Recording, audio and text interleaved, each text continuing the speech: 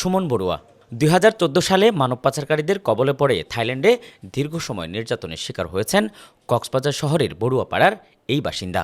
২০১৫ সালে দেশে ফিরে সুনির্দিষ্ট প্রমাণসহ অভিযুক্তদের নামে মামলা করলেও কোনো প্রতিকার মিলেনি এখনও। আমার হাতে যে কাগজটি রয়েছে এটি একটি চুক্তিপত্র, অর্থাৎ আমার পাশে যিনি আছেন সুমন বড়ুয়া, তিনি মানব পাচারের শিকার হয়ে যখন থাইল্যান্ডে জিম্মি অবস্থায় ছিলেন তখন মানব পাচারকারীরা তার মেজো ভাইয়ের সাথে চুক্তি করে ৩ লক্ষ টাকা নিয়েছিলেন তাকে মুক্তি দেওয়ার কথা বলে। ২০১৪ সালের এই ঘটনার আজকে প্রায় ২০২৬ সাল।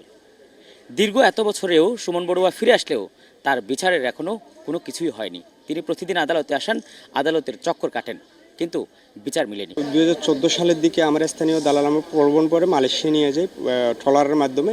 তখন ওইখান থেকে প্রায় দীর্ঘ 1 বছর আমি জেল কেটেছি।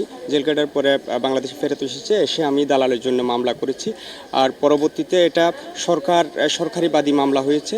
ওরা এরপর থেকেই আমাকে কোর্টে 1-2বার ডাকা হলেও পরবর্তীতে 2016 সাল পর্যন্ত আমি মামলার কোনো সুরাহা পাচ্ছি না।